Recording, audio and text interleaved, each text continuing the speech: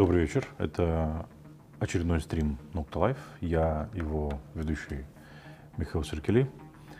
Я приветствую всех, кто смотрит нас сейчас. Сегодня пятница, 24 февраля, 19:32 на часах. И мы, как обычно, в это время выходим на нашей страничке в Фейсбуке и на нашем канале в Ютубе с комментариями по важным общественно-политическим событиям, которые произошли за неделю в Гагаузии, Республике Молдова и за пределами нашей страны. Часто мы об этом говорим, в этой передаче говорим о войне в Украине. Сегодня год с момента начала полномасштабной военной агрессии России против Украины.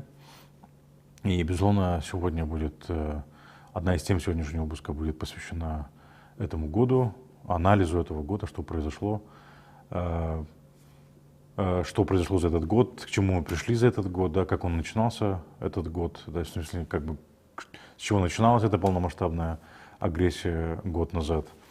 Во второй части выпуска мы поговорим о унизительных мифах о гагаузах, которые распространяют сами о себе гагаузы в угоду России. В третьей части выпуска мы поговорим о атаках на Nocta и на Михаила Серкели. Это как бы такая тема постоянная, практически уже стала постоянной. Да? Последние 3 выпуска обсуждаем. Она получила новое развитие на прошлой неделе, и я думаю, важно об этом поговорить. Безусловно, мы коснемся визита президента США Джозефа Байдена в Украину, в Варшаву и встречу с президентом страны Майей Санду. Мы поговорим о той панике, которая нагнетают российские и пророссийские паблики, российские и пророссийские СМИ, и в частности, как бы, руководство России вокруг Приднестровья сейчас. Но перед тем, как приступить к сегодняшнему выпуску, я призываю вас поставить лайк, поделиться этим видео, отправить его своим знакомым, близким, чтобы потом спокойно смотреть этот выпуск до конца и не отвлекаться от этого, да. Больше лайков вы поставите, больше мы будем, соответственно, индексироваться в ютубах, и YouTube будет нас лучше продвигать. И как можно больше людей увидит этот стрим, важный с моей точки зрения. Стрим сегодня, да, мы подводим итоги этого года, очень тяжелого года для нашей страны, еще более тяжелого года для наших соседей, для нашего соседа Украины, для народа Украины. Да, важно это проговорить, и важно, чтобы это увидело как можно больше количество людей. Как обычно, в конце мы будем отвечать на вопросы тех, кто нас смотрит, на ваши вопросы, поэтому призываю вас активно задавать эти вопросы в нашем чате, для того, чтобы было на что ответить и продолжить эту дискуссию. Иногда интересные мысли приходят, и именно отвечая на ваши вопросы. И есть возможность досказать то, что не успели сказать в рамках, скажем так, основного выпуска. Итак, друзья, давайте перейдем к нашему сегодняшнему стриму, да, к темам. Первая тема, безусловно, это год войны. 24 февраля 2022 года, ровно год назад, Россия начала ничем не спровоцированную преступную войну против Украины. До этого, безусловно, война шла 8 лет, но шла на Донбассе, была аннексия Крыма, да, Россия после аннексии Крыма спровоцировала войну на Донбассе, да, то есть мобилизировав так называемых ополченцев, а на самом деле всю эту бучу и заварушку начала на Донбассе, начал на Донбассе отряд Гиркина-Стрелкова, да, и 8 лет Россия устраивала, скажем так, пыталась отколоть еще и Донбасс у Украины, ту самую бучу, которая привела к огромному количеству смертей и гибели, крушению Боинга малазийских авиалиний MH17, да, который привел к гибели еще и иностранных граждан, да, вы знаете. Вот после этого 8 лет, видать, Путину было мало, он начал полномасштабную войну. Вот кадры этой войны. Все проснулись, я думаю, в таком достаточно плохом настроении в первый день, да, и это первый день войны, как залетали в воздушное пространство Украины российские российские вертолеты, бомбили украинские города. После этого, безусловно, это была такая самая страшная дата, потому что никто не знал, что происходит. В Молдову хлынули потоки беженцев, да, в основном из Николаевской, Одесской области, ну, из Винницкой области, да, чуть севера, да. Люди в поисках убежища, потому что все не знали, что их ждет. Как оказалось, потом все, кто на оккупированных территориях, мы узнали после освобождения, мы узнали, что такое Буча. Мы узнали слово Буча, да, и не с самой лучшей стороны, хотя Буча, по признанию многих, был город достаточно развитый, пригород Киева. Сейчас это Буча с высоты птичьего полета, да, на экране вы ее видите, да, куча трупов мирных жителей, расстрелянных просто без причины российскими солдатами, да. После этого мы узнали, что такое Изюм, да, массовые захоронения. Мы узнали очень много нехороших вещей в этой войне. Слава богу, нас впрямую это не коснулось, но это коснулось наших соседей украинцев. И очень многие люди пережили страх, смерти. И все это в результате, еще раз повторюсь, ничем не спровоцированной агрессии России. Все эти вопросы, что вы делали 8 лет на Донбассе. На Донбассе Украина 8 лет защищала свою независимость, защищала свой суверенитет. И это не является поводом для того, чтобы оккупировать всю страну. Да и вообще Украина, с моей точки зрения и с точки зрения международного сообщества, очень многих здравомыслящих людей не сделала ничего для того, чтобы у нее отбирали Крым. Ну, если что, разве что не считать слабость Украины и развал украинской армии к моменту аннексии Крыма. Может, это спровоцировало Путина, да, как это обычно провоцирует шакалов, да, нападать на жертву, которая чувствует себя слабо, не может себя защитить. Может, это спровоцировало Путина напасть на Украину в 2014 году и совершить вот это ничем не спровоцированное нападение полномасштабное нападение, вторжение в 2022 году. Что же, какой вывод можно сделать год спустя? Безусловно, Россия предстала совершенно в ином свете, да, российский диктатор предстал в совершенно в ином свете, Россия оказалась в международной изоляции, и это показывают результаты голосования на Генеральной Ассамблее ООН. Год назад было голосование на Генеральной Ассамблее ООН, и вот буквально сейчас было голосование на Генеральной Ассамблее ООН, которое показывает, сколько стран поддерживают Российскую Федерацию.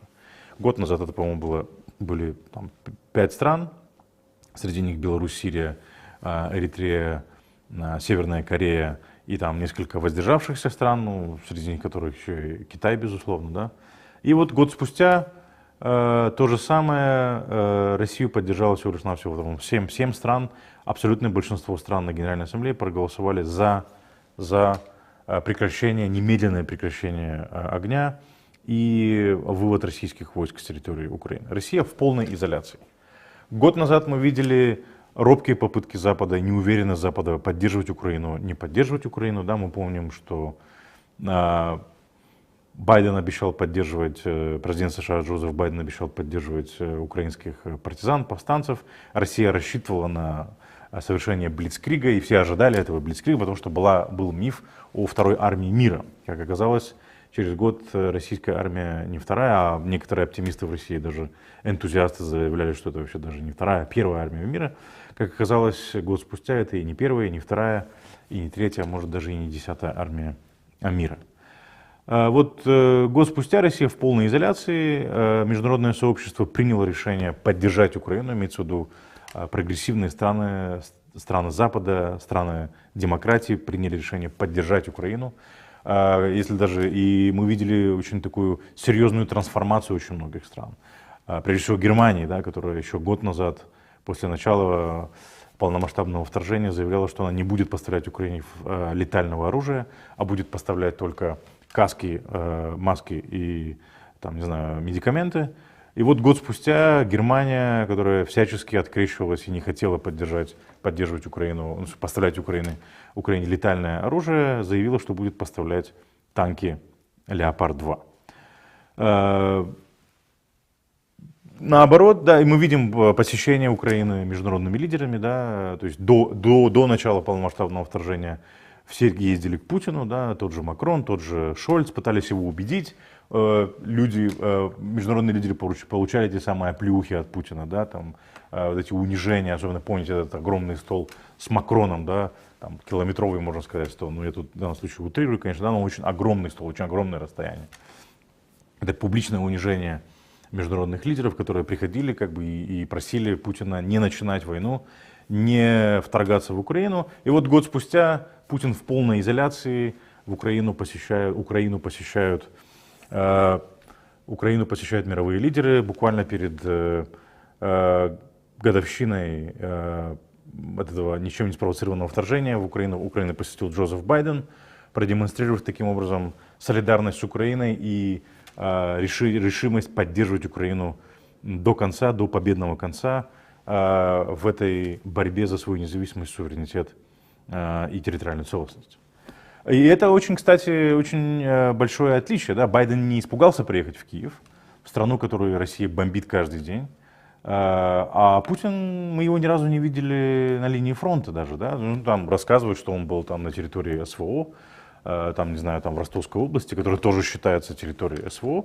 Но некоторые, это же как бы не сам фронт, да, это же не та часть, которую бомбят. А Киев все это время постоянно бомбили, и Байден не испугался приехать в Киев.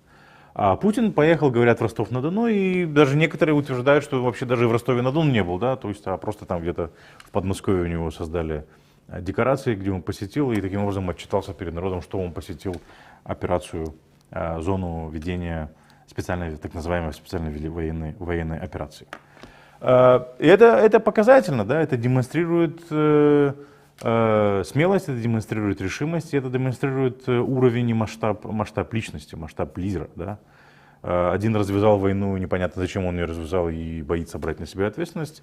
Другой лидер эту войну не развязывал, но при этом поддерживает Украину во что бы то ни стало. Ну, конечно, российские пропагандисты сейчас кричат, что это мы позволили Байдену приехать в Киев. Да, там мы обещали ему не бомбить, но мне просто хотелось бы посмотреть, как Россия бомбила бы Киев, в то время как там находился президент Соединенных Штатов Америки, ну, как бы лидирующей державы этого мира. Вот такие результаты войны. И еще один очень важный результат для нашей страны, безусловно, это участие Майи Санду в Варшаве, в той исторической речи, которую произнес Байден в Варшаве. И это чем-то напоминает, понимаете, знаменитую речь Рейгана, да, которую он произнес у Бранденбургских ворот прямо возле Берлинской стены, да, и потребовал от Горбачева снести Берлинскую стену. Да, он произнес, да, «Мистер Горбачев, tear down this wall». Это было смело, это было показало, что американский лидер не боится приближаться прямо к границе той державы, с которой идет противостояние. Примерно здесь произошло то же самое, да? То есть Байден не испугался приехать в Киев, и уже в Польше, да, обращался к Путину, обращался к тем людям вокруг Путина, да, остановить это, потому что сегодня эту войну может остановить только один человек, остановить эту войну. Эту войну может остановить только один человек, это Владимир Путин, который ее начал, да, выведя свои войска.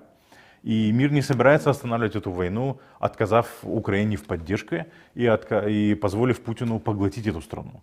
Путин хотел совершить блицкриг не получился, теперь он ведет затяжную войну. И теперь, если раньше, год назад, Путин диктовал условия, да, то есть он задавал тон, информационную повестку, то сегодня Запад, который поддерживает Украину, и Украина в частности, задает эту повестку.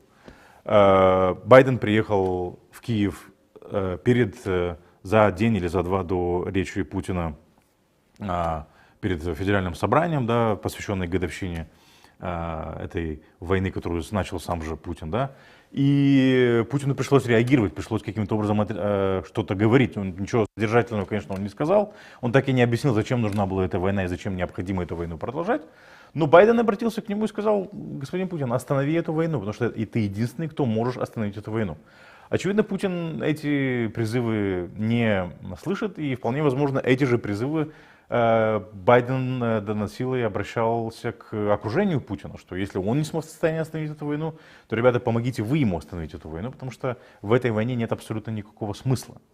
И Запад не будет останавливать эту войну, прекратив поставки вооружений Украине. Наоборот, Запад хочет остановить эту войну, поставив Украине столько вооружений, сколько необходимо, для того, чтобы Украина защитила себя и вернулась, восстановила свою территориальную целостность к границам 1991 года. Для нашей страны это показательно то, что в Варшаве участвовала Майя Санду, и это повышает статус нашей страны. Это, безусловно, не первая встреча молдавского лидера с президентом США, но сейчас очень важен момент, да, то есть Запад посылает сигнал, что берет Республику Молдова под опеку, да, то есть что он не оставит Республику Молдова, а не оставит он Республику Молдова, не оставив Украину, да, потому что Украина, сражаясь на поле боя, отражая агрессию и атаку Российской Федерации, Украина защищает и нас. И этот год тоже нам показал, да, кто нам на самом деле друг, а кто наш враг, да, от кого нам ждать поддержки и от кого нам не ждать поддержки, да. Россия мало того, что не отрицает того факта, что хочет поглотить кроме Украины еще и Республику Молдову, то есть это как бы идет пакетом, да. Но Россия весь этот год провоцировала энергетический кризис в Республике Молдова, который очень сильно, да, не только в Республике Молдова, во всем мире, да, спровоцировал энергетический кризис, но он очень больно ударил именно по нашей стране, потому что наша страна очень бедная. Этот энергетический кризис спровоцировал инфляционный кризис, спровоцировал экономический кризис, да, то есть цены взлетели, и, понятное дело, мы не были к этому готовы.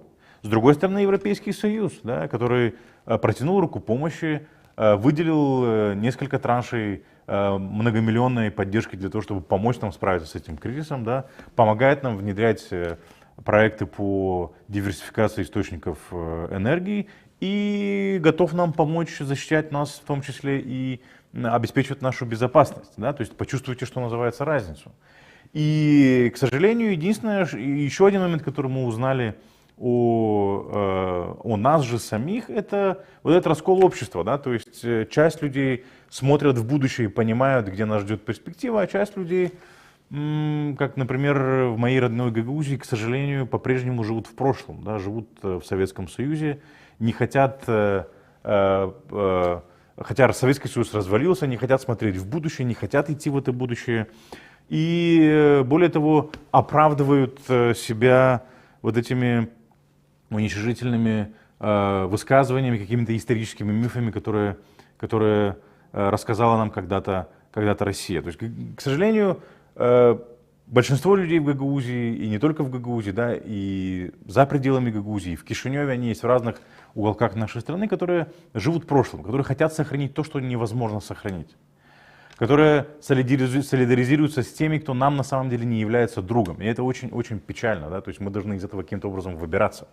Мы должны выбираться из этого состояния и понимать, что нас ничего хорошего, солидаризации с Путиным, ну, фактически военным преступником, ничего хорошего не ждет, да, то есть человеком, против которого инициированы, то есть призывы, есть политическая воля инициировать международный трибунал. Попадет он туда, не попадет, это уже другой вопрос, да, очень многие диктаторы пытались избежать международного трибунала, но в конечном итоге они там оказывались. То есть, как бы, ну, чем в данном случае Путин является исключением, да, ну, окей, 140-миллионная страна, крупнейшая страна по территории в мире, ну, знаете, как бы перед судом Божьим и перед судом даже человеческим, как бы все, как показывает время, все равны.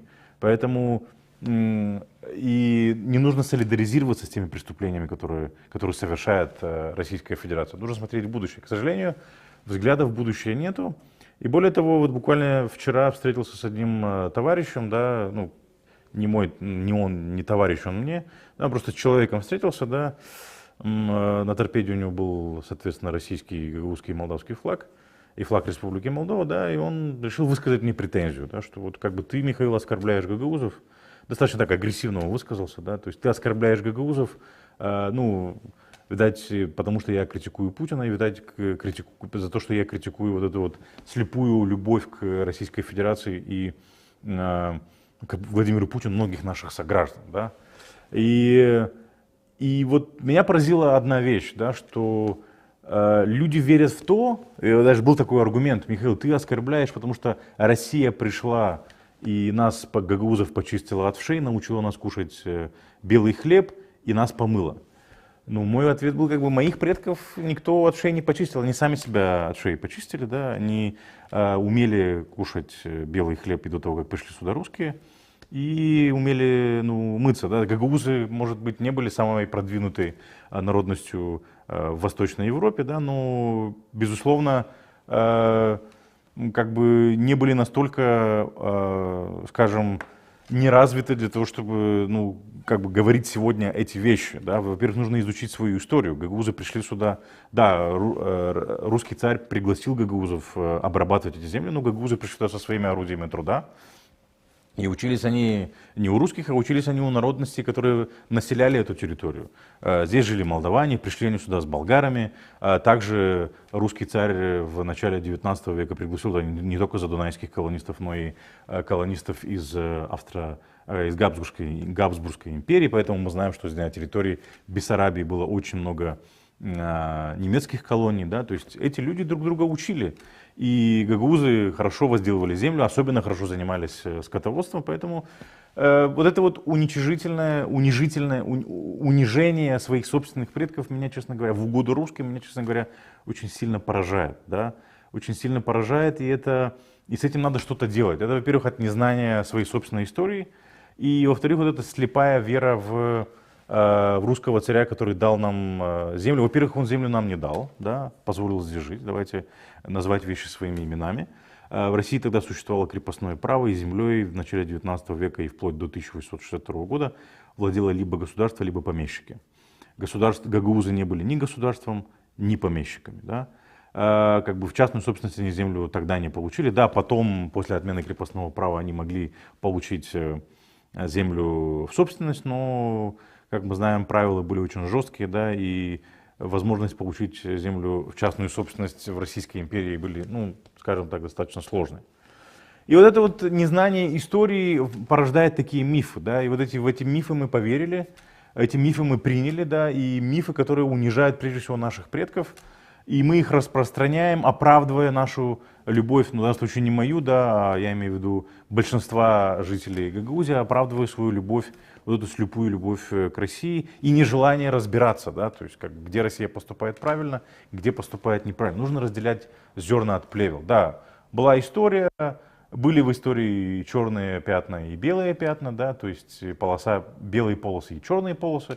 Но нужно отделять зерна от плевел, да, и нужно смотреть в будущее, а не в прошлое. Пора перестать жить прошлым, пора перестать жить ностальгией по Российской империи, по Советскому Союзу, Советской империи и смотреть в будущее, да, и понимать, в чем наш интерес. Этого, к сожалению, нет.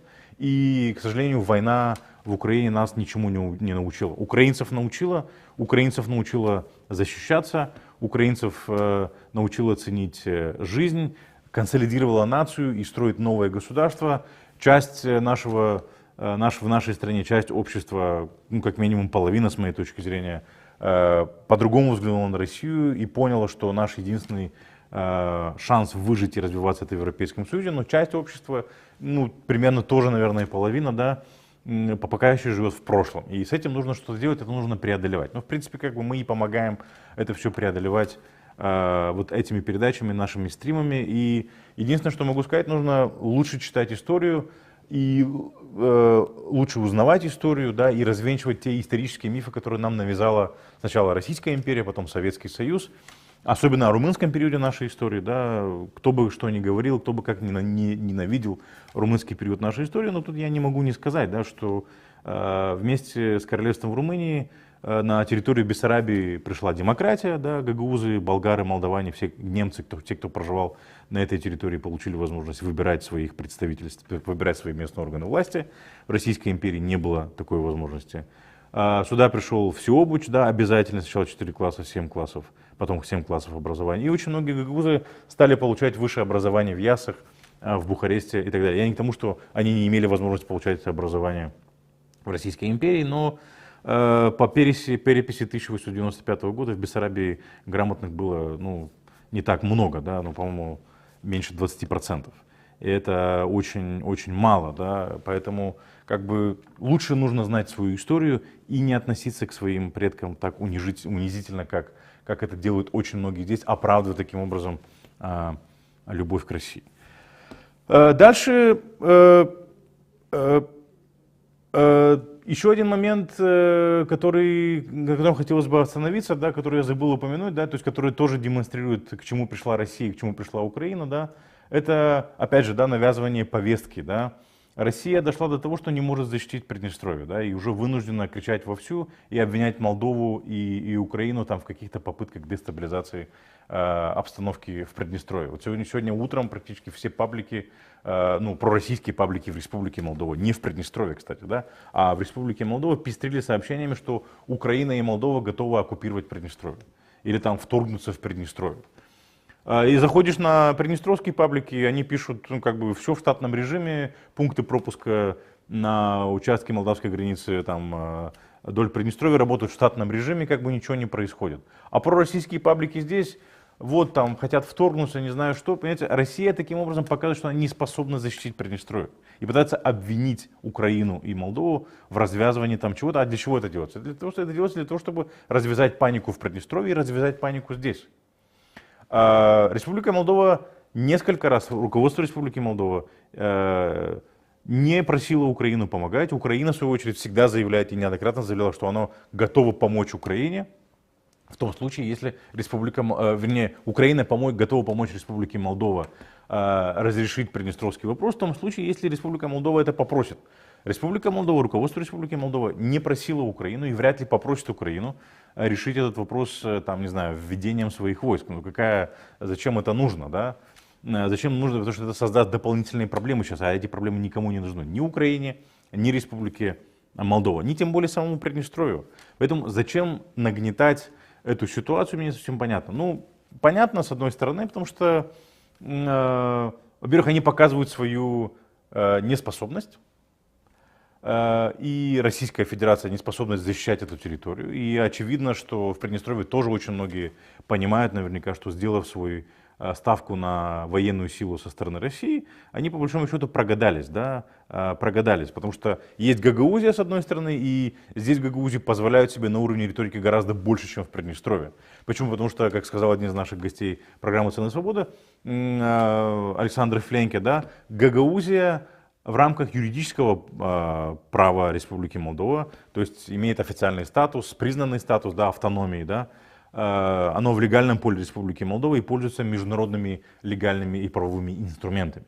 Чего нельзя сказать о Приднестровье. Поэтому гагаузы здесь, политические элиты, могут позволить себе высказывать критические мнения в отношении той же власти в Кишиневе, даже Украины, да, и международных партнеров, да, им ничего за это не будет.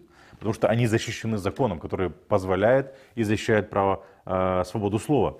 А в Приднестровье, которые сделали ставку на российскую военную силу, они сидят тише воды, ниже травы, и они не могут позволить себе делать никаких заявлений, потому что они понимают, что если они слишком сильно будут, скажем так, нагнетать обстановку, то как бы Украина для защиты своих интересов может что-то там и предпринять.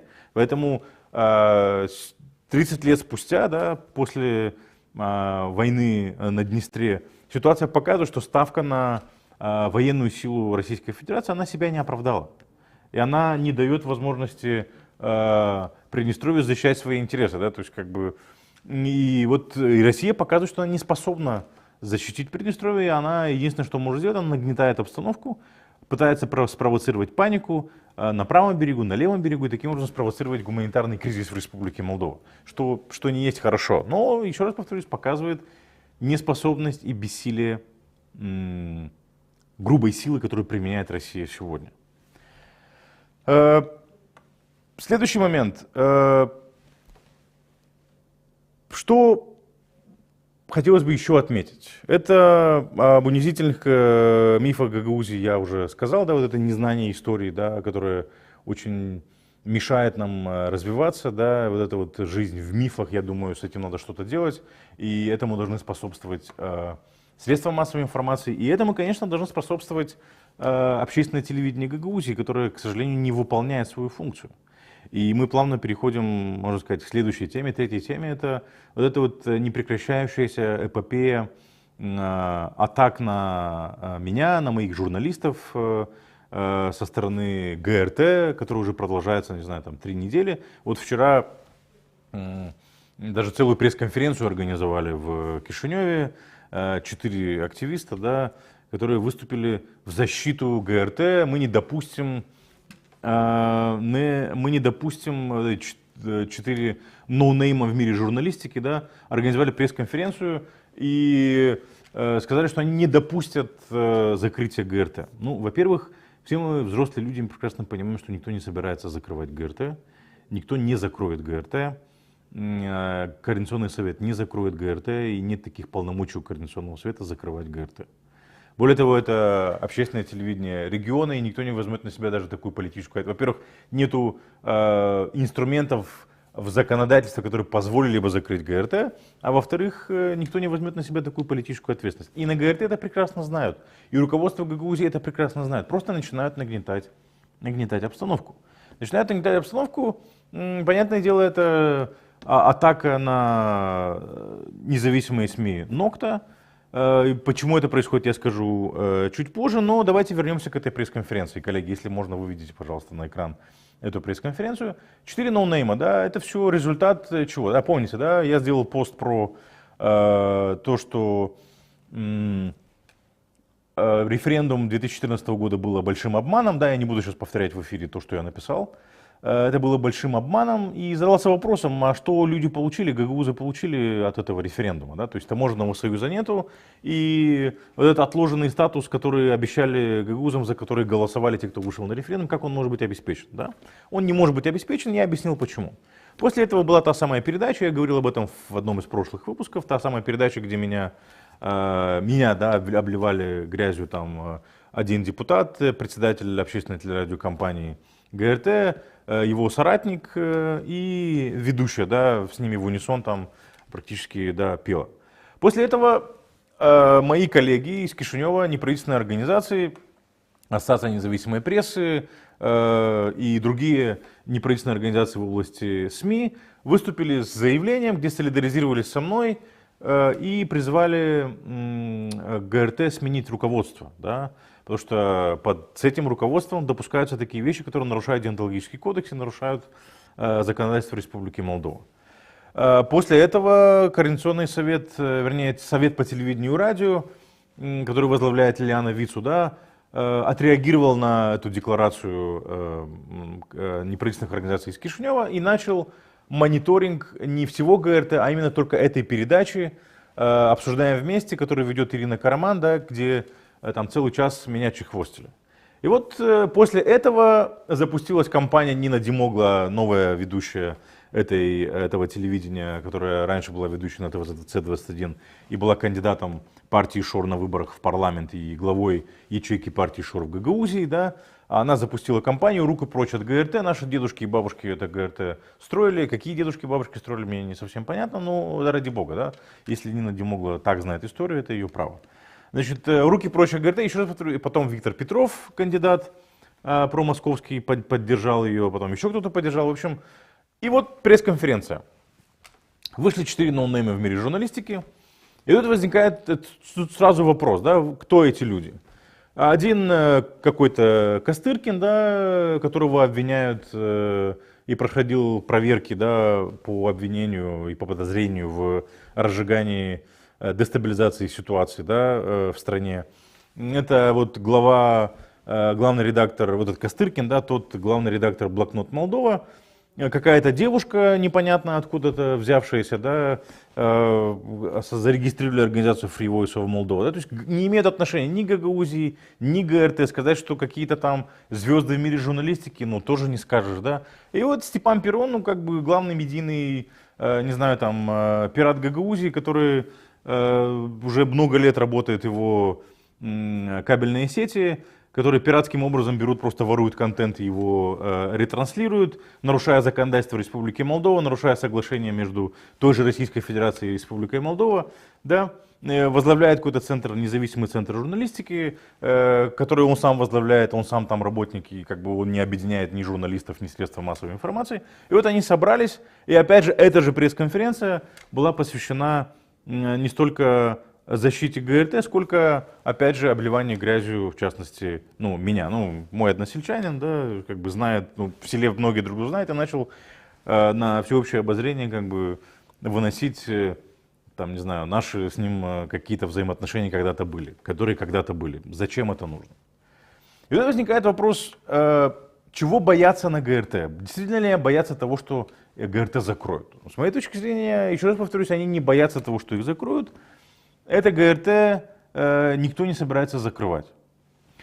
Просто началась сплошная атака, атака на меня и на моих коллег. Мои коллеги, отдел лонгридов в Нокта, опубликовал недавно материал, где показал, как атакуют в социальных сетях и представители власти, и тролли, приплаченные представителями власти, и просто сторонники действующей власти, да, атакуют моих коллег, атакуют меня.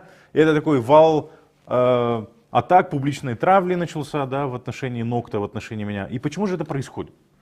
Ну, не потому что там мы инициировали кампанию, никакую кампанию мы не инициировали, да, по закрытию ГРТ, нет никакой кампании по закрытию ГРТ. Есть просто призыв уволить это руководство, потому что они нарушают деонтологический кодекс только лишь тем, что являются политически ангажированными лицами, да, и возглавляют общественную телерадиокомпанию, что неприемлемо с точки зрения деонтологических норм и с точки зрения законодательства. И к чему это привело, мы видим, да, то есть ГРТ превратился в плацдарм для продвижения агрессивной пророссийской пропаганды и распространению фейков. И вот мы просто призвали освободить это руководство, поменять руководство. И тут началась атака. Почему? Потому что, к сожалению, Нокта получила статус, которого мы не...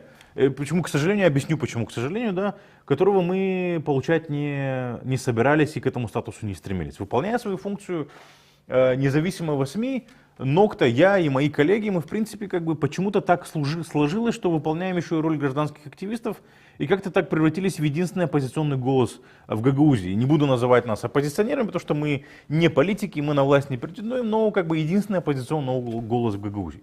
Почему так произошло? Ну, потому что в Гагаузии вся оппозиция легла под Ирину Влах. И как бы Ирина Влах это недавно в своем выступлении на канале, по-моему, Примул ин Молдова у Бельченкова это подтвердила, сказав, что как бы якобы к ней идут кандидаты, советуются, и она примет решение, кого поддержать. И никто из политиков здесь и людей, которые там собираются баллотироваться, они этот момент не опровергли. Понимаете, почему? И мы уже не понимаем, есть в Гагаузии оппозиция, нет в Гагаузии оппозиции. Да? Потому что если бы в Гагаузии была политическая оппозиция, то первое дело, чему они должны были возмутиться, это тому, что Ирина Влах узурпирует власть, Ирина Влах использует бюджетные ресурсы для ведения своей избирательной кампании. И более того, Ирина Влах сегодня использует ГРТ для того, чтобы продвигать себя на национальном уровне и на местном уровне как задел для будущей избирательной кампании на президентских выборах. И если бы была оппозиция, она бы обратила на это внимание и предпринимала бы действия и шаги для того, чтобы предотвратить это. Но никто этого не делает. Почему? Все очень просто. Потому что, понимаете, гагаузские политические элиты стали заложниками той модели, которую они когда-то для себя выбрали. Да? Гагаузские политики, вместо того, чтобы выстраивать какую-то модель ведения политической деятельности самостоятельной здесь, автономной, да, и самостоятельного автономного финансирования своей политической деятельности стали заложниками финансовых средств финансирования и поддержки из России, с одной стороны, и финансовой поддержки и политической поддержки со стороны олигархов, с другой стороны. Да? То есть как был Формузал, которого финансировала Москва, был Дудогло, которого финансировал когда-то Плохотнюк, и он лег под Плохотнюка, Формузал лег под русских. Да?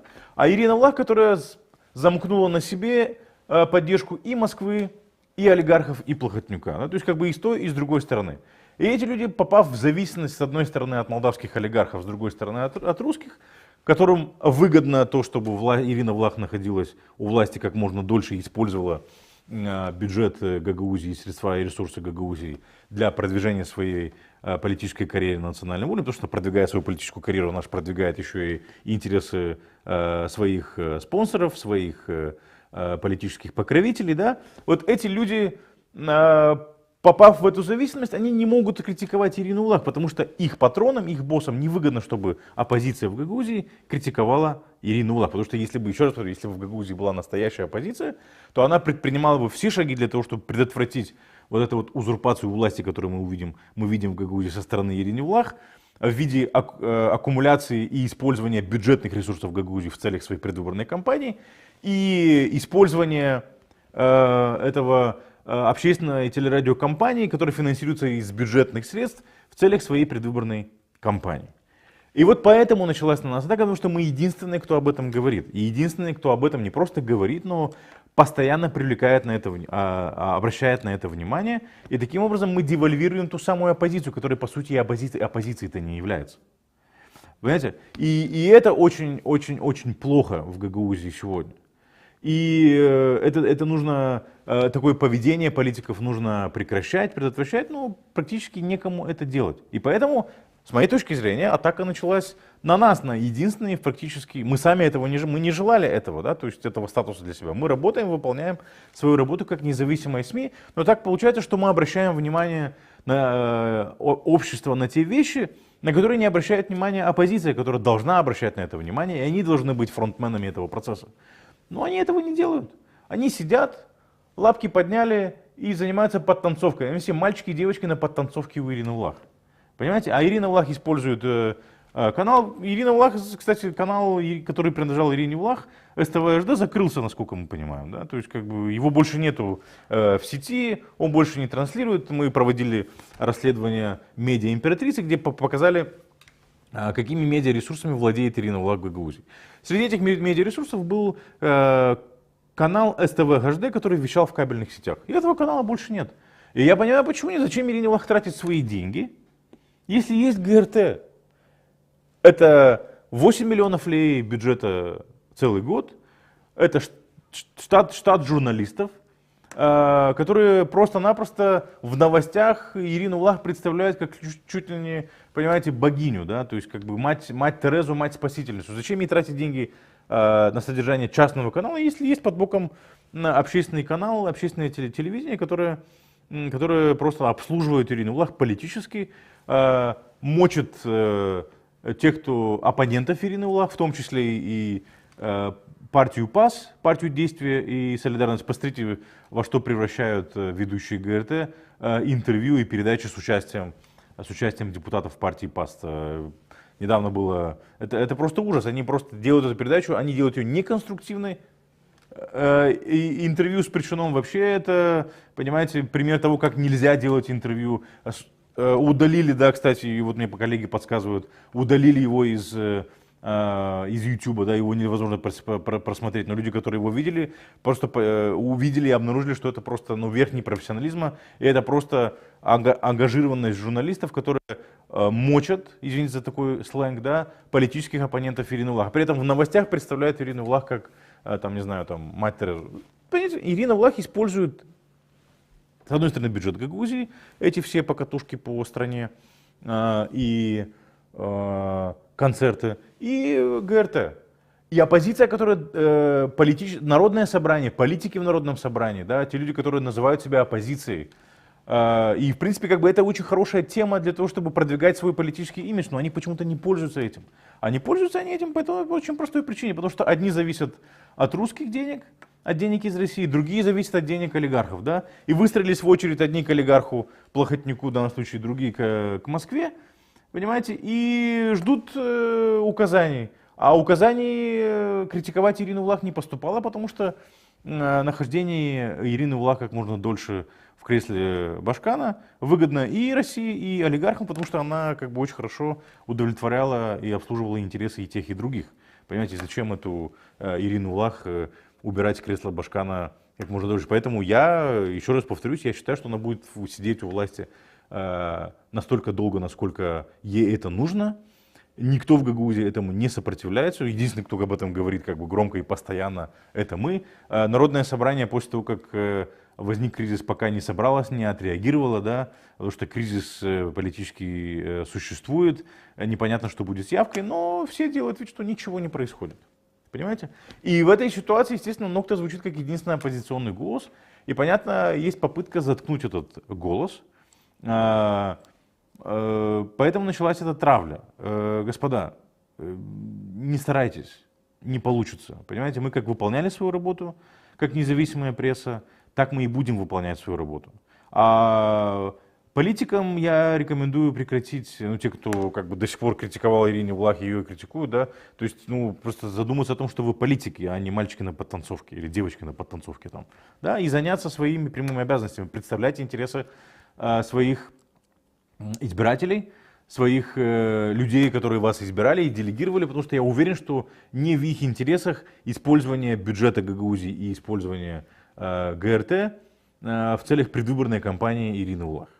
Абсолютно не в их интересах, даже если они этого многие не понимают. И ваша задача объяснить своим избирателям, что так не должно быть, и с этим нужно что-то делать, и нужно предпринимать меры и шаги, и внедрять механизмы, которые предотвращали бы такое вероломное нарушение законодательства Гагаузии. Но, к сожалению, этого нет. И для того, чтобы... И очень многим это не нравится, да, что как мы выделяемся на этом фоне. Мы как белые вороны, понимаете, которые... Тут все, понимаете, идиллия, все за дружбу с Россией и все там за Ирину Влах, а тут появляется какой-то Михаил Серкили и Нокта и его коллеги, журналисты, да, которые постоянно каждый день что-то пишут, каждую неделю что-то говорят и как бы, ну, портят эту идиллию, да, единства в Гагаузии, которого и нет. И если обратить внимание, как бы, они же боятся, что люди начнут получать доступ к альтернативной информации. Они же вот этим вот тем, что сломали политическое поле при поддержке Ирины Влах, да, при поддержке Плохотнюка, при поддержке русских, сконцентрировали, протащили в народное собрание вот этих вот мальчиков на подтанцовке, которые там, ну, политиками, по большому счету, их сложно назвать, да, которые подтанцовывают только перед Ириной Влах, да, в угоду своих спонсоров. Они же создают такую картинку, что в Гагаузии монолит, да, политический. И они хотят сохранить этот монолит. А этот монолит, он искусственный, нет этого монолита. Потому что общество не такое однородное в Гагаузии, как это кажется на первый взгляд. Да? То есть у сообщества гагаузского есть разные интересы. Но проблема в том, что эти разные интересы не представлены в этом народном собрании. И это очень серьезная проблема. И они понимают, что как бы, появление альтернативного мнения будет открывать дорожку для альтернативных политических взглядов, что появятся молодые люди, которые уехали за пределы Гагаузии, захотят вернуться и поймут, что как бы, в Гагаузии появляются и формируются условия для, там, не знаю, продвижения, для того, чтобы избирались в Народное собрание другие люди, там, молодые люди, которые до сих пор об этом не думали. Это же опасно с точки зрения тех людей, которые узурпировали власть и монополизировали власть сегодня в Гагаузии. А этого они допустить не хотят. Поэтому и предпринимаются эти попытки закрыть нам рот и дискредитировать нас, и устраивать эту вот травлю на меня и моих коллег в надежде на то, что мы перестанем делать то, что мы делаем. Не перестанем, мы и дальше будем делать то, что мы делаем, поэтому даже не старайтесь. И мы благодарим, безусловно, тех, кто нас поддерживает, наших патронов, которые нас поддерживают, наших доноров, которые нас поддерживают. Да.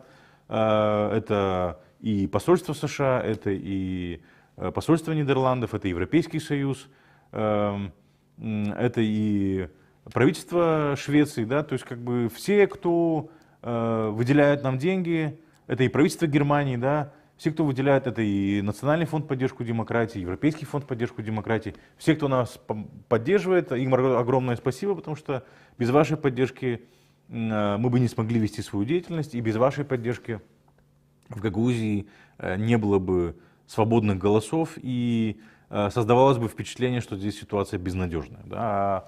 Как показывает наша деятельность, ситуация не безнадежная, и последний ВОКС, я рекомендую его посмотреть, наши коллеги сделали относительно отношение людей к празднику День защитника Отечества. И там не все так монолитно, как кажется. Больше половины людей не считают этот праздник вообще праздником, да? И посмотрите, как они высказываются по поводу войны в Украине, и кто с их точки зрения агрессор, а кто жертва, и кто защищает свое отечество, а кто не защищает. Мы можем его дать здесь, вот коллеги подсказывают, да, давайте посмотрим его, и вы поймете, что как бы мнение-то немножко меняется, лед сдвинулся, и вполне возможно именно этого и боятся в Гагаузии люди, которые сегодня узурпировали власть в интересах молдавских беглых олигархов и в интересах преступного режима в России. Давайте посмотрим. Вот минуточку, коллеги говорят, подбирают формат. Я призываю вас всех задавать вопросы. Мы, в принципе, подходим к той части передачи, где мы будем отвечать на ваши вопросы. Пока коллеги подготовят формат, я еще раз призываю вас это сделать. У нас пока 4 вопроса. Ждем еще для того, чтобы продолжить нашу дискуссию и, скажем, поставить хорошее завершение сегодняшней передачи. Да, коллеги, что у вас там с форматом? Да, вот коллеги говорят, что он практически готов. Это Vox, опрос жителей Камрата на улице. Да, мы часто каждую неделю делаем воксы по различным темам и пытаемся узнать мнение людей по той или иной теме. И вот на этот раз мы пытались узнать мнение людей относительно того, праздник День защитника Отечества. В Молдове нет такого праздника. Этот праздник только в России, но в Гагаузии его по-прежнему празднуют, потому что в школе мы праздновали, да, раньше называл День Советской Армии и Военно-Морского флота, потом в России его переименовали в День Защитника Отечества, и в Гагаузии, несмотря продолжают его праздновать, празднуют его как российский праздник, а не как праздник Республики Молдова. Давайте посмотрим. Будете отмечать День Защитника Отечества? Нет. А почему? Почему? Потому что этот праздник уже устарел. Конечно, вот сколько мужчин имеем. А почему будете отмечать? Потому что праздник интересный, веселый. Для всех мужчин, чтобы были здоровые. Конечно же нет. Почему? Потому что я не служила, а это праздник служивших. Я служил еще в Советском Союзе. Да, конечно, буду праздновать. Наверное, будем, да. А почему? Это у нас, знаете, традиционно принято, что это некий праздник мужчин, если так можно назвать. Буду поздравлять отца, дедушку, мужа. Конечно. Почему будете отмечать? Больше не из-за того, что там, защищал мой муж Отечество, а просто мужской праздник. Да, буду. Почему будете? Потому что у меня отец служил в советской армии, и у меня прадед служил, дед служил. Вы будете отмечать День Защитника Отечества? Скорее всего, меня поздравят, а лично я нет. Потому что это советский праздник, а это в прошлом. А для вас это День защитников какого Отечества? Какого отечества? Нашего. В советское время Отечество, Советского Союза. Наверное, своей родины. Не имеет значения, какое Отечество. Где ты проживаешь, там и твое Отечество. Тогда был Советский Союз, это другое дело, другая история.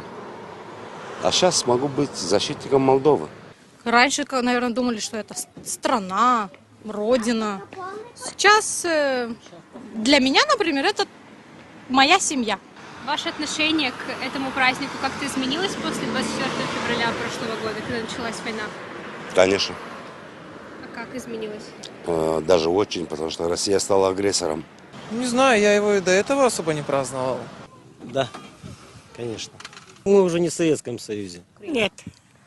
Как было, так и есть. Не изменился, абсолютно нет. Нет, наверное. Знаете, праздник не праздник, пока нету этой тишины в душе и во всем мире. По-вашему, кто является защитником Отечества в этой войне в Украине? Конечно, Украина. Вы что? Только украинцы могут быть защитниками. Россия агрессор. Россия для меня террорист. Они убивают людей невинных. Они без никакого права вошли в чужое государство, убивать чужих людей. То есть они защищают, они говорят, что они защищают свою страну. Свою страну защищают в своей стране, не в чужой. Не могу сказать свое мнение, потому что я не знаю, что там есть на самом деле, кто виноват или кто не виноват, кто... Потому что воюют два брата, правда скажу. В этой войне в Украине защитником Отечества является Украина, которая защищает свои территории и своих граждан. Каждый житель этой страны, каждый житель своего государства является защитником своего государства. Защитник Украины – это Россия. Только Россия, Молдова и все наши другие республики, которые были в бывшем Советском Союзе, они будут защищать украинский народ, жителей Украины, а не нацистов. Народ, который живет тут. Конечно же, воины украинские. Однозначно. Только они, а кто еще? Россия никогда не приползет, не то что не доберется, не приползут до Молдовы, потому что Украина, ЗСУ это сила. Слава Украине! Героям слава! Просим прощения за формат, потому что мы его записываем в горизонтальном формате для ТикТока и для рилсов и шотсов. И пока не разобрались, да, как его выводить здесь. Ну, обещаю, разберемся, и как бы вот таких вот растянутых форматов у нас не будет. Но примечательно, да, это показывает, что как бы нет монолита, да, потому что мы видим, глядя на политический дискурс депутатов Народного собрания, руководства Гагаузии, создается впечатление, что Башкан, в частности, в общем, да, то есть оно мнение не высказывает, она делает такие безмолвные, молчаливые жесты, как приглашение венгерской делегации на симпозиум, да, который симпозиум как бы штука, как обычно, должна быть научная, да, но это было политическое мероприятие, да, и такими жестами она высказывает свою позицию, на чьей стороне она. Но депутаты, да, весь год горлопанили, да, и как бы не стеснялись и не скрывали свою поддержку России. И вот Vox, да, где ты там все начинается тихо, да, и потом по накатанной, да, то есть как бы когда задаешь уточняющие вопросы, да, а кто является защитником сейчас Отечества, да, то как бы все становится на свои места. И ты понимаешь, что не все так однозначно. И есть люди, которые поддерживают Украину открыто, не стесняются об этом говорить, не боятся об этом говорить. Не только Михаил Серкели, да, говорит в каждой передаче «Слава Украине» и выражает благодарность украинским воинам, которые защищают независимость Республики Молдова, но есть и другие люди в Гагаузии, да. И этого же боятся, да, этого же боится власть, те люди, которые сегодня узурпировали власть в Гагаузии. Этого боятся те, чьи интересы они представляют, тот же путинский режим, да, и те олигархи, которые спелись с путинским режимом сейчас, да, и пытаются подорвать стабильность в этой стране и свернуть ее с курса европейской интеграции. Этого они боятся.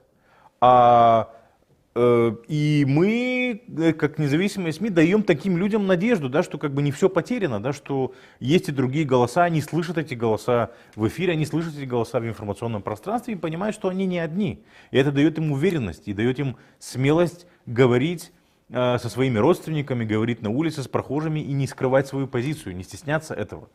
Вот этого боится руководство Гагаузии, и вот это они хотят предотвратить.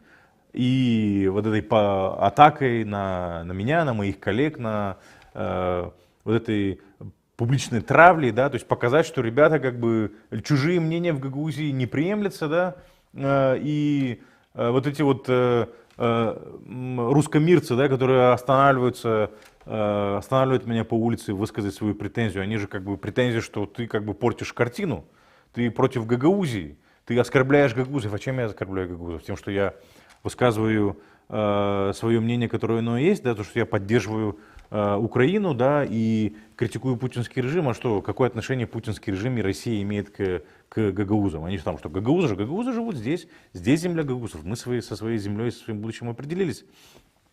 И наоборот, я считаю оскорбительным именно высказывание типа русские нас от шеи почистили, накормили и там, не знаю, обули, помыли и одели, да, как будто гагаузы не были в состоянии себя, не знаю, там, обеспечить, накормить и, не знаю, там, навести порядок у себя в доме, да, то есть каждая гагаузская домохозяйка и каждая гагаузская женщина, да, первым делом, что зайдите в старые дома, да, вы найдете Каса Мари или Бьюик-Баш, да, то вы видите, да, накрахмаленные подушки, накрахмаленные простыни, да, и это чисто все так приглажено и на своих местах, да, это что, русские этому научили, да, это что, Россия этому научила. Это наши традиции наших предков, которые мы пронесли через столетия, да, и как бы оскорблять, во-первых, себя и оскорблять своих предков высказыванием, что русские нас почистили от вшей и помыли и накормили, мне кажется, это унизительно, да, а не то, что я и люди, единомышленники, которые думают так же, как я, высказывают свое мнение в информационном пространстве. Коллеги, на этом я как бы предлагаю перейти к вопросам, которые нам задают. У нас есть несколько вопросов нам прислали. Никита Иванов Михаил спрашивает, Михаил, да, задает вопрос. Михаил Подоляк официально заявил, что Украина поможет Санду с Приднестровьем, и то, что с Приднестровьем Россия планирует напасть на Украину. Зачем нам такое решение этой задачи? Ну, никто же не сказал, что задача будет именно такой. Михаил Подоляк, и не только Михаил Подоляк, тот же Арестович, да, сказал, что Украина готова помочь властям Республики Молдова решить Приднестровский конфликт в том случае, если Республика Молдова этого попросит. Республика Молдова не просит Украину помочь в решении Приднестровского конфликта военным путем. Да? Республика Молдова не просит этого, власти Республики Молдова не просят этого. Поэтому зачем нагнетать России в данном случае? Россия, прежде всего, сама должна решить, она может решить этот вопрос сама, Россия. Да? То есть претензии нужно предъявлять не к Украине, претензии нужно предъявлять не к Республике Молдова. Республика Молдова является приверженцем решения этой проблемы мирным путем.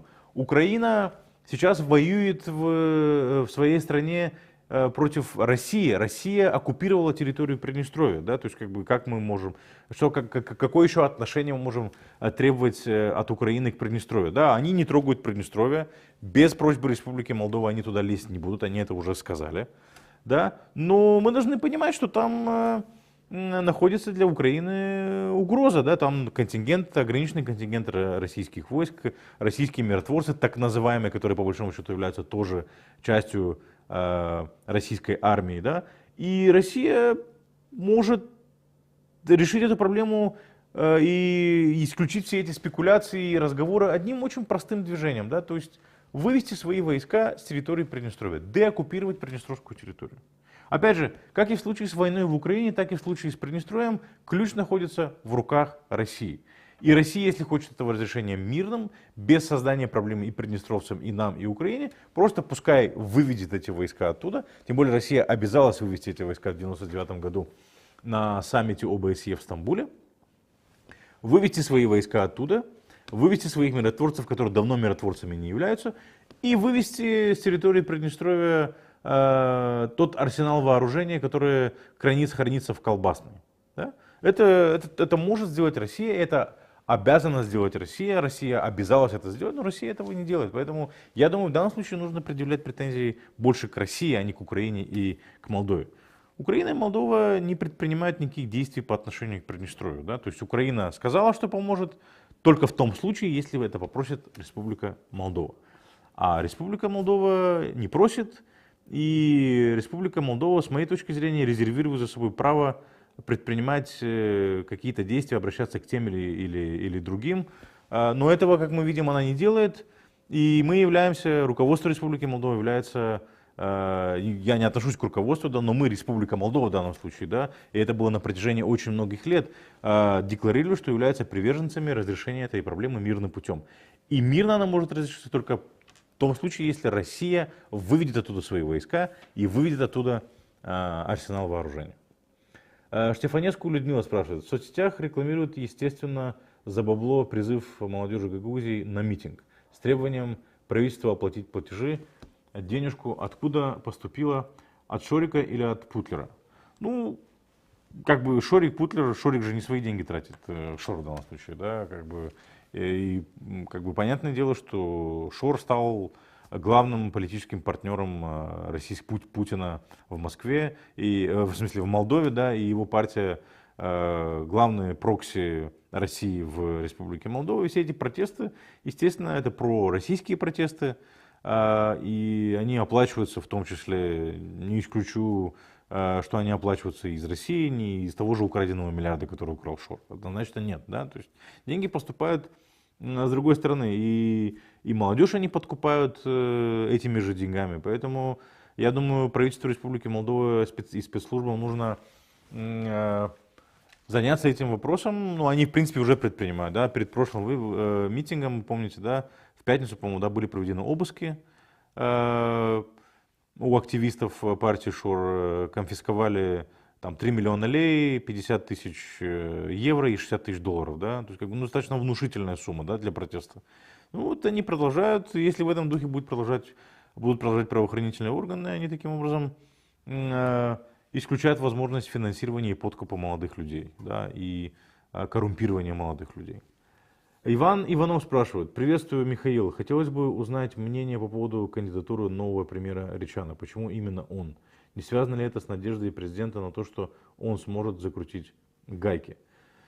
Ну, мы же видим, что гайки не закручиваются. Да? То есть, как бы, я думаю, что просто пришло время менять правительство, да? То есть, и лишить оппозиции шанса и возможности отыгрываться, потому что оппозиция своей пропагандой успели и смогли дискредитировать правительство Натальи Гаврилицы и людей из правительства Натальи Гаврилицы, хотя очень многие, и я с этим согласен, считают, что правительство Натальи Гаврилицы была проделана очень хорошая работа за эти почти 2 года, 1,5 года. Да.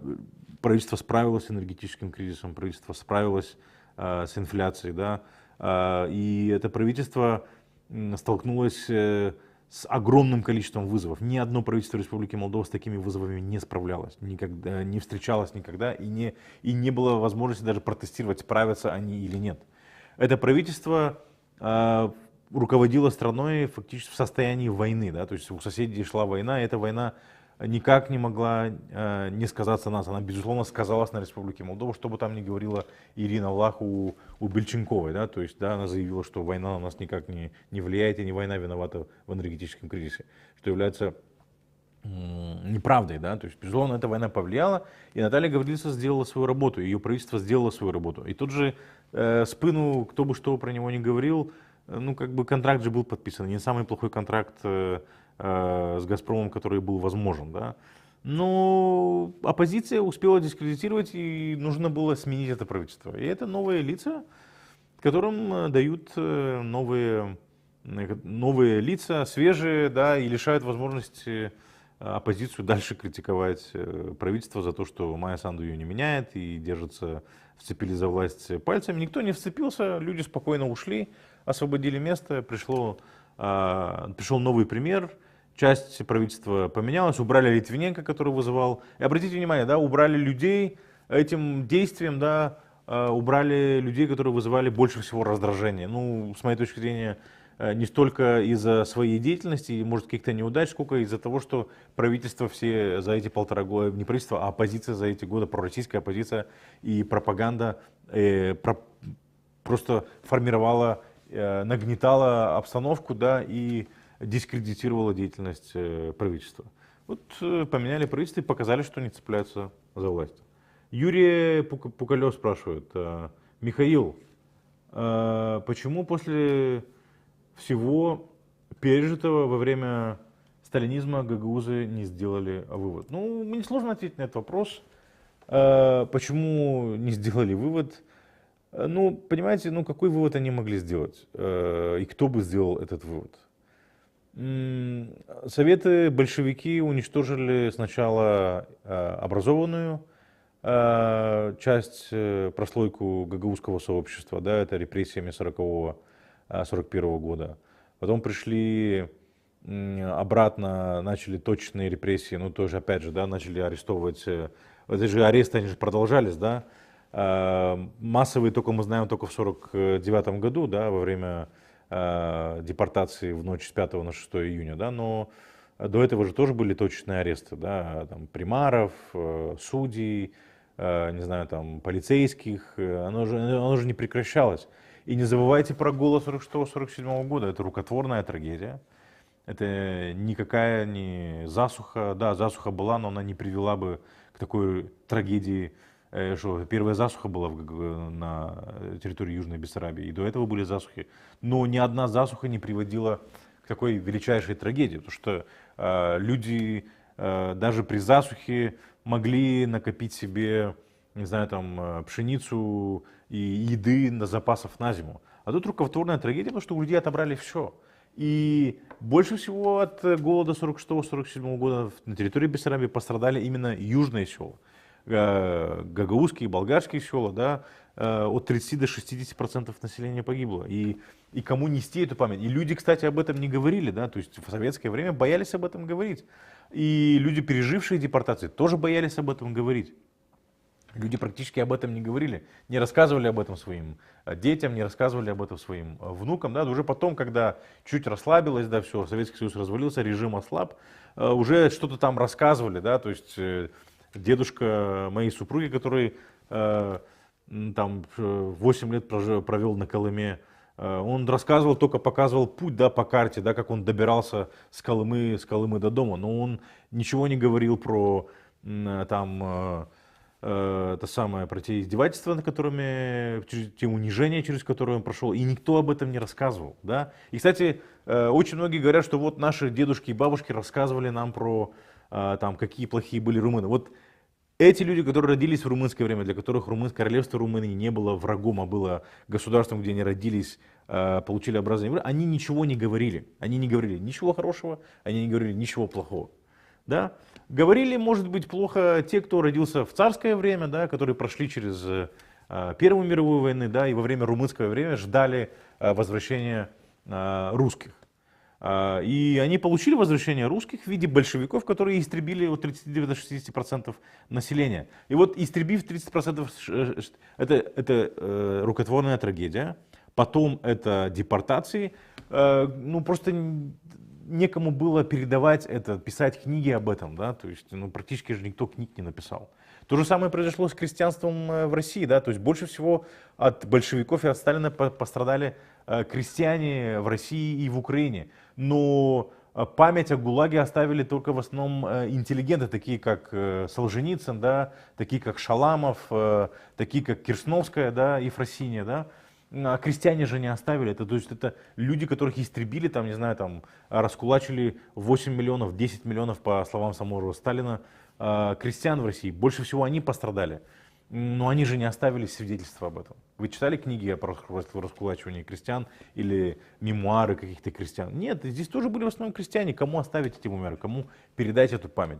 Всех уничтожили, большинство уничтожили и, в принципе, сломали хребет гагаузскому народу и внедрили и дали ему новую идентичность, пророссийскую идентичность.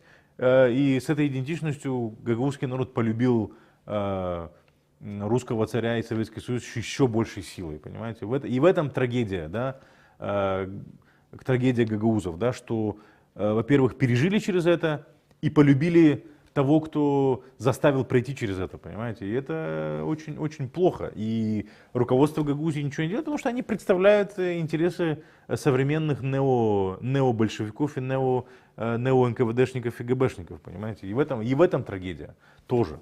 Ну, что делать? Мы пытаемся таким-то образом эти мифы развенчать. Не всегда получается, это тяжелый труд, но мы стараемся, делаем все, что можем. Дальше. Вася Гарчу спрашивает. В связи с распространением в Россми информации о напряжении в направлении Приднестровья, как реагируют жители Гагаузии на эти фейки? Ну, жители Гагаузии воспринимают эти фейки за чистую монету. Сегодня утром зашел в спортзал, несколько людей сразу ко мне подошли, что там в Приднестровье, что там в Приднестровье. Я как бы не видел, я просто видел, что еще вчера разгоняли российские паблики этот фейк. Да, но утром не успел посмотреть новостную ленту и сразу стал заходить в приднестровские паблики, посмотреть, что там в приднестровцы говорят. Приднестровцы пишут, как бы все нормально, ничего не происходит, но в Гагаузии пророссийские паблики стали разгонять эти фейки, и люди почему-то в эти фейки поверили. Ну, понимаете, люди же в Гагаузии, большинство верят пророссийским фейкам. Ну, почему бы не поверить в еще один фейк? Как бы, да? Ну, что тут с этим поделать? Поэтому призываю всех читать Нокта, да, на Нокта только проверенная, правдивая информация, и если на Нокта не пишут, что-то происходит в Приднестровье, значит там ничего не происходит. Да? То есть как бы читайте Нокта, и вы будете в курсе всего, что происходит в Гагаузии, в Республике Молдова, в том числе и в Приднестровье. Да. Значит, Шаса Тата НД спрашивает. Сум дела суд, am trăit mult și țin minte când găgăuzii nu vorbeau rusă, doar română și găgăuză. Cine au fost cei ce ai rusificat Găgăuzia? Poate le cunoașteți numele? Nu le cunosc personal, dar cred că a fost politica Uniunii Sovietice de rusificare a Găgăuziei. În primul rând, mai întâi au ucis de la 30 până la 60% a locuitorii satelor găgăuzești și bulgărești din sudul Moldovei și apoi au venit cu всеобуч, da, ligbez, cu educația primară, dar nu în limba română, pentru că mai mulți găgăuși au absolvit școala primară în timpul regatului românesc în limba română și nu le-au oferit posibilitatea să continue educația în învățământul în limba română, dar au venit cu limba rusă și prin educație au rusificat Găgăuzia și tendințele de rusificare au continuat și după prăbușirea Uniunii Sovietice. Uitați-vă ce se întâmplă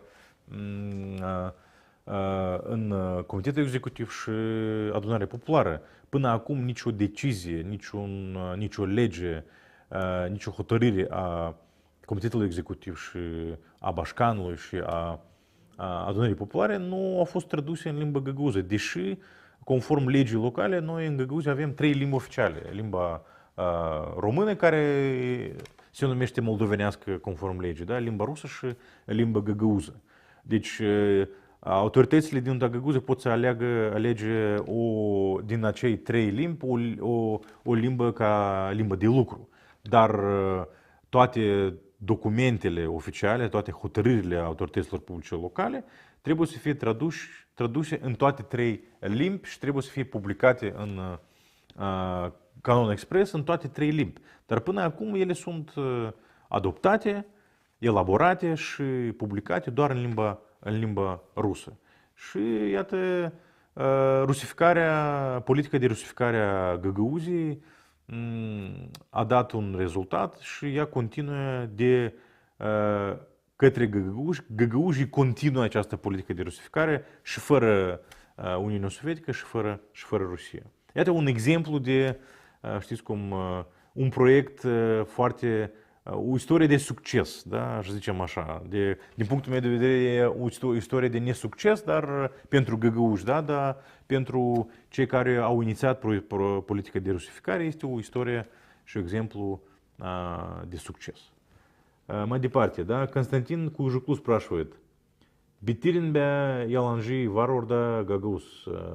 Kazanır Gagavuzların doğru politikası. Getirin onu bana mağazaya ben isterim soruşma onu anlar mı ne olaf eder? Siz şimdi niçin Rusça yazırsınız yani Kirillitsa'da niçin yazırsınız? Gagavuz alfabeti Latince'da niçin Rus dilinde yazırsınız? Yazın Gagavuzca yazarsınız, yazın Gagavuz alfabetinde, Latinica'da yazın. O zaman belli içiniz hani bilirsiniz Gagavuz dilini. Şimdi kimiz mağazaya açırırsınız? Ben mağazalara gezmiyorum. Ben kendi mağazama giderim. Çıkarma oradan kampot mu, işte hoşaf mı, peynir, turşu. Bende o mağazada var. Alimin mağazalarına gezmiyorum. İsterseniz söyleme bana açın Facebook'u, açın YouTube'u. Söyleyin Facebook'tan ya da yazın комментарий. Değilsiniz согласен benimle. Ben ne yapayım? Var her türlü ben öyle düşünüyorum. Siz başka türlü düşünüyorsunuz. Lazımcısı bulalım yaşama bir yerde böyle. Sınaşla ne var? башка инсан, башка түрлі düşünер. Біз шымляда кісінаштыққан епс гагаузлар düşünелер бір түрлі. Ама гагаузлар өкшін düşünsünler бір түрлі. Бірі бейнер манжа, бірі бейнер борч, бірі бейнер patlıcan kaşası. Burada da öyle, politikada da öyle. Biri düşünür öyle, biri düşünür başka türlü. Lazım sınaşma bu işlere. Başka türlü biz yaşayamayacağız, gidemeyeceğiz ileri. Biz lazım gidelim ileri, lazım bakalım geri. Geri bakarsak bizim işimiz o zaman bitti, hem geleceğimiz o zaman yok. Biz lazım kendi uşaklarımıza, kendi torunlarımıza bırakalım İslah bir gelecek, onlara o geleceği lazım yapalım. Ama böyle birbirimize böyle komentaryalar yazarken ben kabul ederim sizin komentar yazın ama sanırım hani benimle mağazada alay etmeye değiliz. Ben mağazadan alay etmiyorum. Ben mağazadan alay ederim stüdyodan. Kameranın yönünde siz de koyun kamerayı yönünüze de söyleyin siz de nasıl düşünürsünüz. Mağazaya kimsenin çıkarmaya çığırmaya değil lazım. Bence bu metotlar kalsınlar neredeyse orada. Biz ileri bu методlardan gidemeyeceğiz. Я, для тех, кто не понимает, переведу, да, то есть как бы человек пишет на гагаузском, но почему-то использует кириллицу. Гагаузский алфавит в 92 году перешел на латинскую графику, и я призываю всех, кто пишет на гагаузском языке, писать на гагаузском алфавите, который на основе латинской графики. Человек приглашает меня в подвал поговорить с ним, но я считаю, что я в чужие подвалы не хожу. Хожу только в свой подвал, доставать там брынзу, соленья, варенье или компот. Да, и как бы вещаю я же не из подвала, да, я вещаю из студии. Поэтому призываю Константина Кужуклу не заниматься такими вещами, да, ни с кем в подвале не говорить, ничем это хорошим не заканчивается, да, а вести цивилизованный диалог и аргументировать свою позицию. Да, потому что с такими методами нас в будущем ничего хорошего не ждет. Светло спрашивает: Михаил, не знаете ли вы, почему Спынов подписал контракт с ПМР по продаже электроэнергии с ценой выше, чем было раньше? Ну, слушайте, я не знаю, почему Спынов подписал этот договор. Он на $10 за там 1000 мегаватт, по-моему, исчисляется, да, извините, не силен в этом, да. Но было 60, по-моему, стало 70, да, то есть очень многие задаются этим вопросом. Но в любом случае это дешевле, чем, ну, разные слухи ходят, но пока не увижу результатов журналистских расследований, не поверю, да, или там, не знаю, расследований правоохранительных органов, ну, просто мне сложно поверить в то, что не буду распространять информацию, которая не имеет под собой никаких оснований и подтверждений. Было ли у Республики Молдова, ну, по поводу того, там, не знаю, как многие утверждают, что там есть какая-то коррупционная составляющая, да, там, как бы, почему подписал? Ну, потому что $70 это дешевле, чем $190 за 1000 мегаватт. Это же совершенно, ну, очевидно, да, и эта сделка с Молдгрэс была отдать, Россия, вы помните, да, понизила поставки газа, сократила поставки газа в Республику Молдова, поставляла только половину того объема, который она обязуется поставлять согласно контракта, и этого объема хватило только для того, чтобы перекачать его на левый берег для Молдгрэса, для производства электроэнергии, да, а для пользования газом на правом берегу использовали газ, который закупали на западе, да, получается, к западу от наших границ. И это была правильная на тот момент сделка для того, чтобы получать электричество дешевле, потому что 1 месяц мы закупали электричество в Румынии и в других местах, и по цене там, $190 за 1000 мегаватт. Это все равно дешевле, чем производила Молдгрэс. И как бы выбора-то особо у нас как бы нету, да, то есть система еще не готова. И тут вопрос, как бы Молдова могла бы закупать электричество и в других местах, но просто в других местах оно стоило дороже, даже несмотря на то, что Молдгрэс продавал по новому вот этому вот соглашению, да, продавал на $10 дороже, чем продавал, допустим, в прошлом году или до этого. Поэтому, как бы, почему? Ну, очевидно, потому что Молдгрэс продавал дешевле, даже с $10 повышением этой цены. Значит, Иван Т. спрашивает: Михаил, в одном из ваших выпусков ваш гость из партии ПАС на вопрос о событии 2 мая 2014 года в Одессе и сожженных заживо людях, ухмыльнулся и сказал: сами виноваты. Хотелось бы услышать ваше мнение. Ну, смотрите, я противник, как бы, у меня нету большой, как бы, полноценной, скажем так, всеобъемлющей информации того, что происходило в Одессе. Но из того, что я знаю, это была попытка дестабилизировать ситуацию и в Одессе. Получилось так жестко, но не надо было провоцировать, как бы, понимаете. И это должен быть урок для всех, потому что, с одной стороны, были украинские футбольные фанаты, если я не ошибаюсь, да, с другой стороны, были провокаторы, которые пытались раскачать обстановку в Одессе. Это же совершенно очевидно. Ну, просто попали в такой замес. Тут, конечно, остается только сожалеть, что так это закончилось, но не надо создавать такие провокации, понимаете, как бы, и нужно понимать им цену, потому что государство, которое, нужно понимать, что такая реакция возможна, да, когда это государство Путин публично начал унижать, да, аннексировав Крым, потом развязав эту бучу на Донбассе, да, ну какую реакцию он еще ожидал по отношению к его провокаторам, которые работали в различных городах. То есть это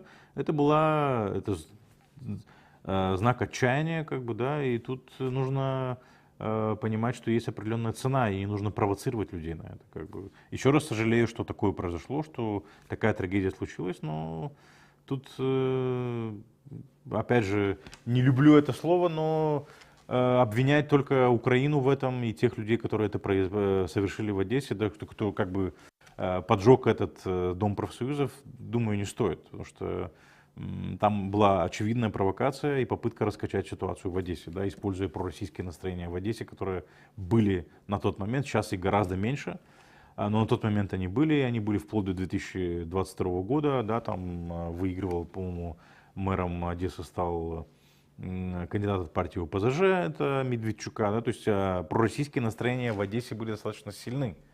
Но с началом войны, после того, как Одессу пару раз бомбили, то есть, как бы, настроения там резко изменились. Но, естественно, Россия пыталась использовать это, да, то есть, как бы, и ожидать, что Украина и патриоты Украины будут спокойно смотреть на то, как Россия оттяпала сначала Крым, потом оттяпала Донбасс и пытается оттяпать Одессу, надеяться на то, что украинцы будут смотреть на это спокойно, я думаю, это достаточно глупо. Да? То есть, вот таков мой ответ. Юг Молдовы. Михаил, вы не знаете, какую позицию занимают гагаузы с приграничных сел города Болград, в частности, село Виноградовка, Зеленичное и другое? Ну, вы знаете, насколько я знаю, ситуация меняется.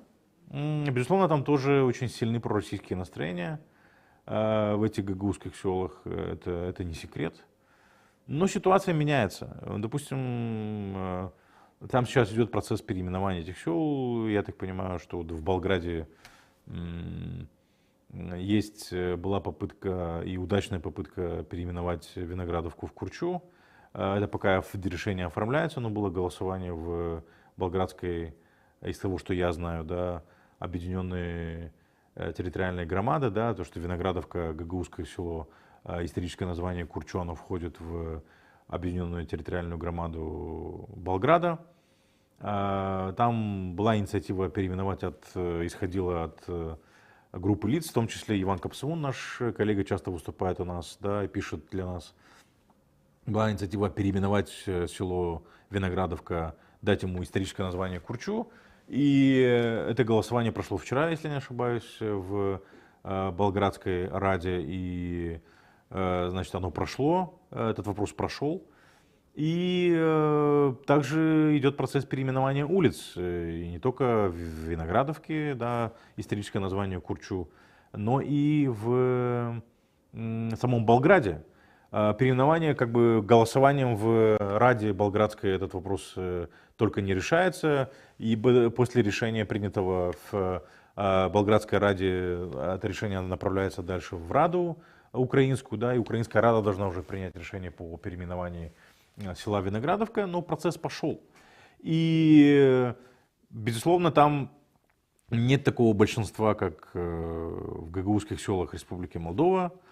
Там немножко другая ситуация. Очень много гагаузов, которые воевали и воюют в рядах ВСУ, сделали карьеру в ВСУ, сделали карьеру в органах власти Украины, и у них совершенно другое отношение к Украине, нежели здесь. Не у большинства, но украинская элита задает другой тренд. Да? То есть, вернее, гагаузская элита украинских сел, она в основном, в большинстве своем, из тех людей, которые я знаю, они лояльны Украине, они патриоты Украины, они безоговорочно на стороне Украины, и они задают тренд. Да? То есть они ведут за собой людей, они, безусловно, оказывают влияние на людей, проживающих в гагаузских селах, и там ситуация не такая, как здесь. Да? То есть мне сложно сказать, безусловно, там есть русскомирцы, и достаточно много русскомирцев, но там ситуация, я бы сказал, значительно отличается от той ситуации, которую мы имеем здесь, в Гагаузии. Значит, дальше Ви спрашивает: Михаил, планируете ли вы баллотироваться на пост Башкана? Ну, на этих выборах я не планирую баллотироваться на пост Башкана, если вопрос об этом. Я об этом уже говорил и повторюсь еще раз. Да, то есть я не буду баллотироваться на этих выборах, которые будут должны пройти 30 апреля, и которые повторные выборы дальше пройдут, скорее всего. Да, то есть не собираюсь баллотироваться. У меня и моей команды другие задачи, у моих коллег, да, которые работают в СМИ Нокта, да, наша задача строить независимые СМИ и предоставлять альтернативную точку зрения и создавать площадку, где люди с проевропейским взглядом, да, у которых взгляд на проевропейское будущее Республики Молдова и Гагаузия, имели платформу, имели площадку, и наша задача расширять это пространство для таких людей, которые видят европейское будущее для Гагаузии. Друзья, мы больше 1,5 часов в эфире, да, уже ровно 1,5 часа, можно сказать, в эфире. У нас больше нет вопросов, насколько я понимаю. На этом я предлагаю завершить сегодняшний стрим. Я благодарю всех тех, кто был с нами сегодня, смотрел нас, задавал вопросы. Мне очень нравится этот формат, да, призываю вас активно задавать вопросы.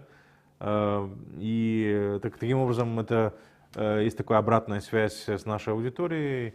Мы таким образом имеем возможность чувствовать, что думает наша аудитория, как она относится к нам и как она относится к нашим мыслям и суждениям, и к тем вопросам, которые мы поднимаем. Призываю вас, друзья, ставить лайк под этим видео, под этой трансляцией, распространять ее, подписываться, те, кто еще не сделал, подписываться на нас в YouTube и в Facebook. Увидимся через неделю в это же время на нашей страничке в Facebook и на нашем канале в YouTube. Приятного всем вечера и приятных всем выходных. До свидания.